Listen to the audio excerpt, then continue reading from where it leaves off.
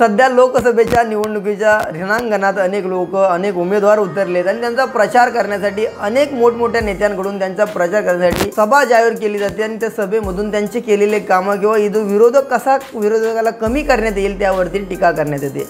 अशातच महाराष्ट्र नवनिर्माण सेनेचे अध्यक्ष राज ठाकरे हे सुद्धा आपला पक्षातील एकही उमेदवार रिंगणात नसताना सुद्धा किंवा इलेक्शन लढवत नसताना सुद्धा त्यांनी ठाण्यामध्ये नरेश म्हस्के यांच्या प्रचारासाठी सभा घेतली।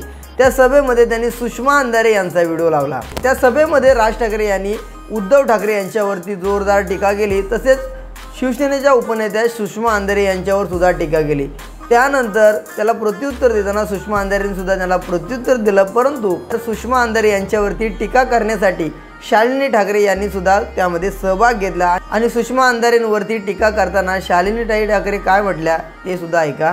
चेहऱ्याचा काय संबंध, जे बोलली आहे ती भाषा बघा। पहिलं ती बाई अशी भाषा बोलते, एक तर त्यातूनच तिची लायकी कळते आणि तिच्या चेहऱ्याचा काय संबंध, बोलली आहे ना ती, आणि ते पण कोणावरती भाष्य केलंय तिने, आदरणीय बाळासाहेबांवरती। जी बाई अशा प्रकारची खालची टीका करते तिला तुम्ही प्रवक्ता करतात, त्यातूनच कळतं की तुम्ही कुठचं कसं नेतृत्व तुमचं चालू आहे। मला नाही वाटत की तिच्याबद्दल बोलून तिची लायकी अजून काढायची गरज आहे।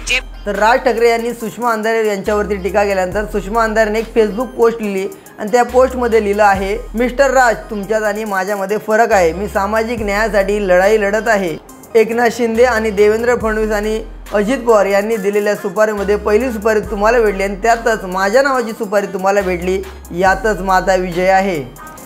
त्यानंतर शालिनी ठाकरे यांनी काय उत्तर दिलंय, तर शालिनी ठाकरे यांनी म्हटलं की राज ठाकरे यांनी सुषमा अंधारे यांचं नाव घेतलं, त्यामुळे ही बाई हवेत उडायला लागली, तिची लायकी काय हे सर्वांना माहीत आहे, अशी सुद्धा टीका शालिनी ठाकरे यांनी सुद्धा केली। कारण एखाद्या पुरुषाच्या मागे स्त्री असणं गरजेचं असतं, तेच याला म्हटलं जातं, परंतु ज्या पद्धतीने राज ठाकरे यांनी सुरुवात केली तर शेवट सुषमा अंधारे करणार असं सुषमा अंधारे यांनी सांगितलं।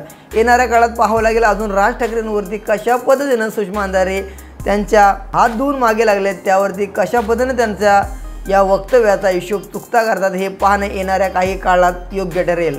या व्हिडिओवर तुमची काय प्रतिक्रिया नक्की कमेंट करा। चॅनलवर नवीन असाल तर नक्की सबस्क्राईब करा। जय महाराष्ट्र।